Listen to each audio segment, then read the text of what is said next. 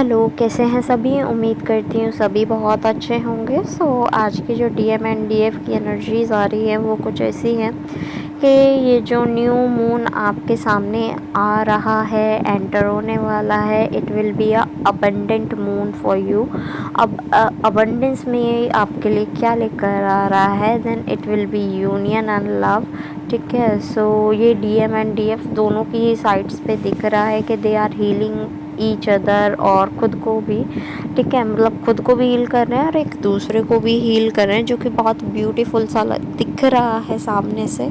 Because ऐसा दिखाई दे रहा है कि कार्मिक रिलेशनशिप, पार्टनरशिप्स टूट रहे हैं, फ्रेंडशिप हो, आइदर फैमिली हो, तो चीज़ें टूट रही हैं, नई चीज़ें आपके सामने आ रही हैं। और ऐसा दिख रहा है कि जो एंसेस्ट्रल कर्स थे वो भी थोड़े से टूटते हुए नज़र आ रहे हैं, टूटते इन द सेंस हील होते हुए नज़र आ रहे हैं। अब इसका साइन क्या हो सकता है? कुड बी पॉसिबल फैमिली में लड़ाई झगड़ा बहुत ज़्यादा चल रहा हो, क्लोज फैमिली में नहीं, if you are not in joint family और मतलब न्यूक्लियरली रह रहे हो आप, तो आपकी जो फैमिली है और दूसरी मतलब और बाकी के बुआ एंड ऑल, मतलब सभी रिश्ते जो होते हैं आपको पता ही होगा।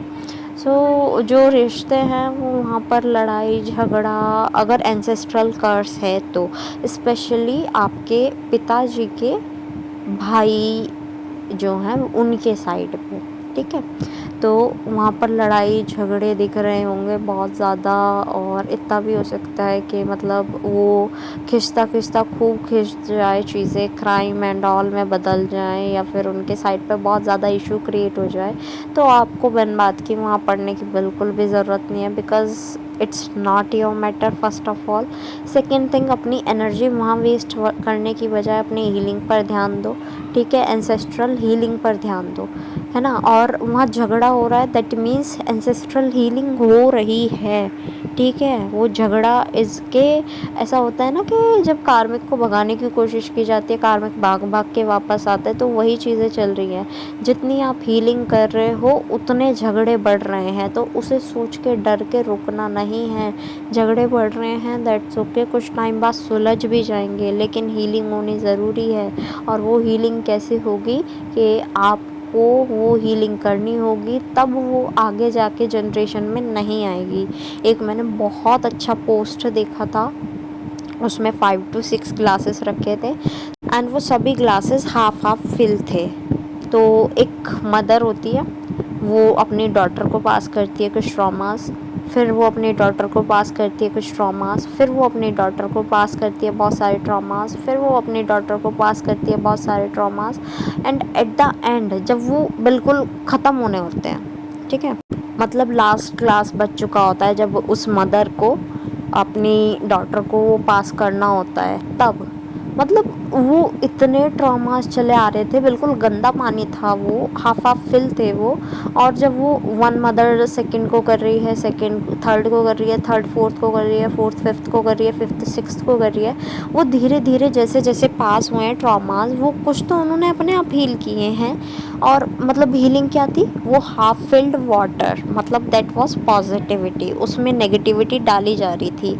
ठीक है, वो नेगेटिविटी पास हो रही थी जनरेशन टू जनरेशन। तो जैसे जैसे वो जनरेशन पास हुई, लास्ट क्लास आते वक्त तक वो ख़त्म हो गया। ठीक है, last class is your generation.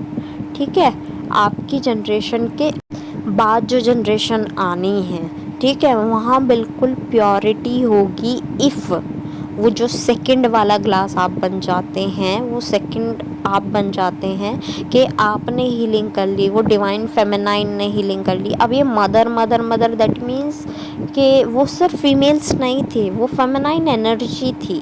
ठीक है, वो मदर सिर्फ फेमिनाइन नहीं थे, वो फेमिनाइन एनर्जी थी। चाहे वो मस्कुलाइन बॉडी में हो, चाहे वो फेमिनाइन बॉडी में हो, उससे कोई मैटर नहीं करता है।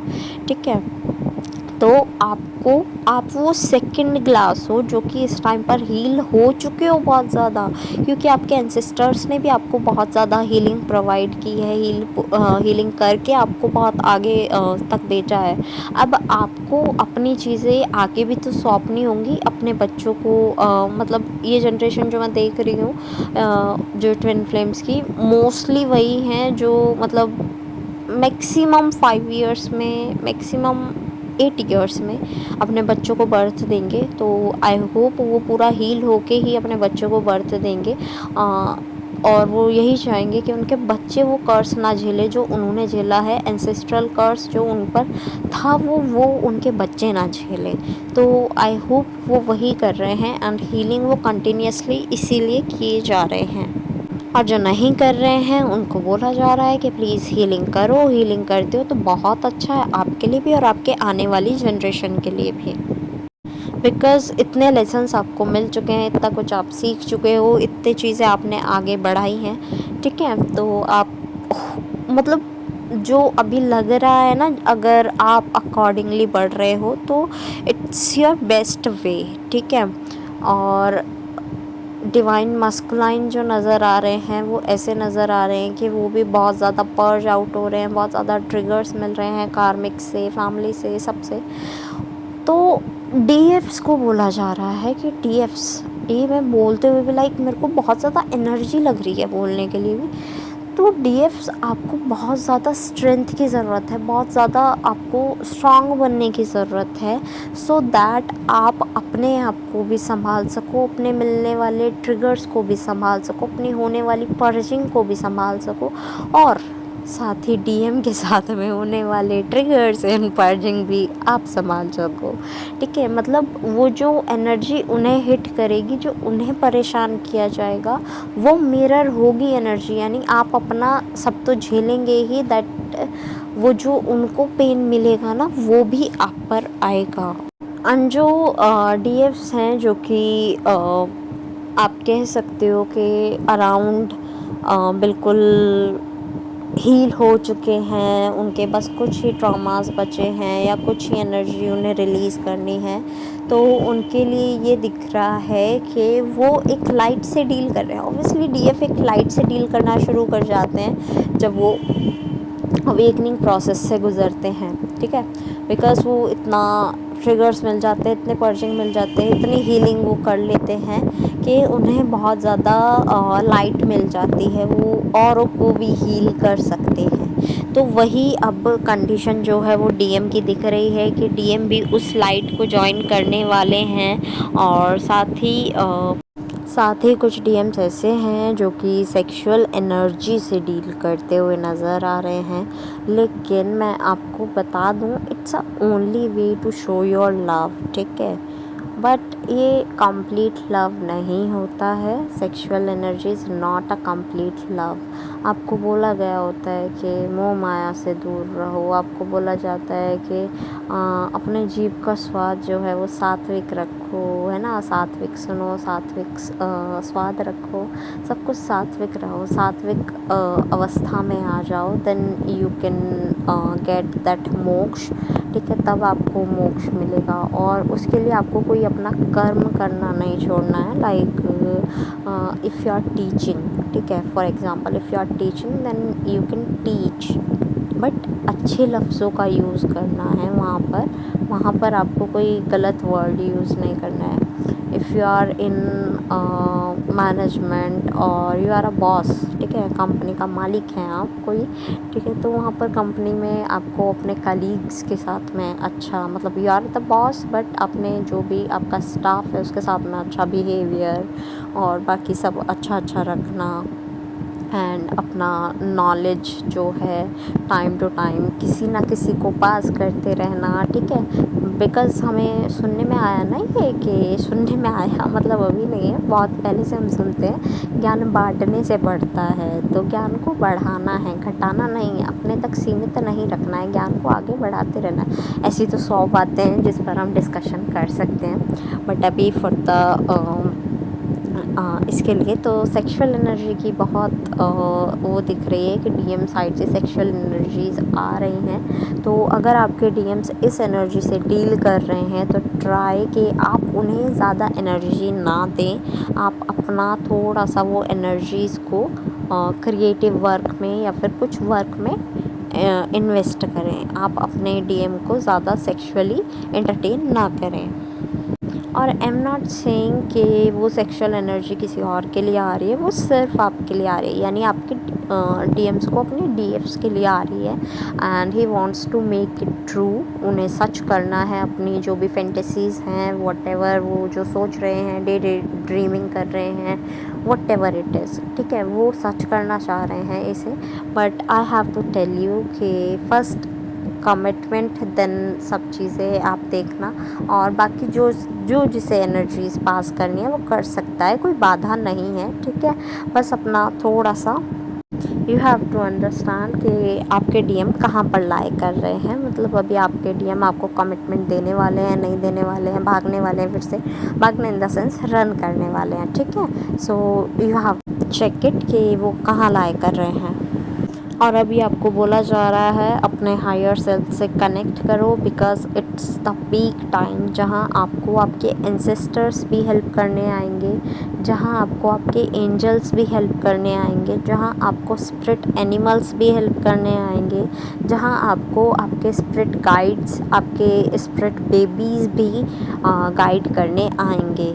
सो अपना थर्ड आई चक्रा जो है वो फोकस पे है, तो ट्राई करो उसे ओपन अप रखने की, बिकॉज़ मस्कुलाइन भी इस टाइम पर थर्ड आई चक्रा पर फोकस्ड हैं। आप भी फोकस्ड हो, दोनों की ट्यूनिंग बनेगी, और ट्यूनिंग बनते ही दोनों को सेम मैसेजेस पहुंचाए जाएंगे। जैसे कि अभी ये हुआ ना, मैसेज आया, तो आपको दोनों को मैसेजेस पहुंचाए जाएंगे। You have to grab that. उससे खुद आपको देखना है, खुद डिकोड करना है। किसी ने मेरे को मैसेज भेजा हुआ था कि ये ड्रीम है, इसको क्या मीनिंग होगा, तो मैं डिकोड करके आपको नहीं दूंगी, ठीक है, because I am suffering from my back pain, और अभी तो मेरे को फीवर भी चल गया है, ठीक है। तो I am enjoying that period. तो आप अपना डिकोड करो और देखो कि क्या क्या चीज़ें चल रही हैं, क्या क्या नहीं। I am on rest zone. तो अब ये हम तो रेस्ट करेंगे, अब आपका काम है, आप करें, डिकोड करें अपने ड्रीम्स को, और देखें क्या क्या मीनिंग आपको मिल रहे हैं, क्या क्या मैसेजेस आपको मिल रहे हैं। बिकॉज़ अभी जो पीक टाइम आया है, स्पेशली ये पोर्टल मुझे बहुत ज़्यादा, बहुत ही हैवी कह सकते हो जिनको मतलब जिनके लिए हैवी है वो हैवी कह सकते हो, और जिनके लिए स्ट्रॉन्ग कहना चाहोगे तो स्ट्रॉन्ग है, बहुत ज़्यादा स्ट्रॉन्ग है। तो बहुत अच्छी एनर्जीज़ लेकर आ रहा है। सो ट्राई कि वो आप अच्छी एनर्जीज़ क्लेम करो और ग्रैब करो। एंड आपको कुछ प्रेगनेंसी रिलेटेड क्रेविंग्स दिख सकती है, अपनी फ्यूचर प्रेगनेंसी की क्रेविंग्स आपको अभी दिख सकती है कि फ्यूचर में क्या क्रेविंग होने वाली है, या फिर वो जो अभी क्रेविंग्स होंगी वो फ्यूचर की क्रेविंग्स है, ठीक है। तो क्रेविंग फुलफ़िल करो, नो वरीज़। और दूसरी चीज़ के कार्मिक अटैक्स फिर से होने वाले हैं। अब ये क्या है, कार्मिक अटैक्स हैं कि आपके कार्मिक्स जो हैं वो वापस आने वाले हैं कुछ के, ठीक है। It's a group of twin flame counter parts जिनके कार्मिक्स वापस आने वाले हैं, और वो फिर से रिलेशनशिप को अपने रिलेशनशिप को अच्छा, और डीएम डीएफ के रिलेशनशिप को ख़राब करने वाले हैं। अब वो किसी भी साइड हो सकता है, ऐसा नहीं है कि डीएम की साइड होएगा, डीएफ की साइड होएगा, ऐसा नहीं है। वो दोनों में से किसी भी साइड हो सकता है। अब ये आपका पार्ट है कि आप कितना हील हो, कितना अपने लेसन्स ले चुके हो, कितनी ग्राउंडिंग एनर्जीज़ को कर रहे हो, नेगेटिव एनर्जीज़ को, कितना आप वाटर इनटेक अच्छा कर रहे हो। बिकॉज़ इस टाइम पर मुझे तो बहुत ज़्यादा ऐसा दिख रहा है कि वाटर इनटेक तो बहुत ज़्यादा ज़रूरी है, बिकॉज ऑफ समर। और समर मतलब गर्मी बहुत ज़्यादा थी, अभी बहुत कम हुई है, लेकिन पानी की इच्छा यू हैव टू मतलब मेक इट ऑन लेवल, तो उसे फुलफ़िल करो। और जंक फूड मत खाओ। मेडिटेशन कोई कंटिन्यू करा है तो करते रहो, नहीं करा है प्लेलिस्ट में जाओ according to your traumas, according to your time, क्योंकि 5 मिनट की भी मेडिटेशंस हैं जो आपको वहाँ मिल जाएंगी। छोटी छोटी मेडिटेशंस है खुद को हील करने की, कोई सेंसेस वाली, कोई किसी 4-7-8 मेथड वाली, बहुत सारी मेडिटेशंस हैं, ठीक है। तो जिसके पास 15 मिनट का टाइम है वो कर ले, जिसके पास 5 मिनट का टाइम है वो कर ले, ठीक है। अकॉर्डिंग टू कोई ना कोई मेडिटेशन चूज़ करो और आगे आप निकलो अकॉर्डिंग टू योर जर्नी। अभी आपको मेडिटेशन ज़रूर करना है, लाइफ पर्पस ज़रूर करना है, ठीक है। और आपको एट लास्ट जितने भी सॉन्ग्स चैनल हुए हैं I will mention in the description box, आप अपने मैसेजेस वहाँ से भी ले लीजिएगा।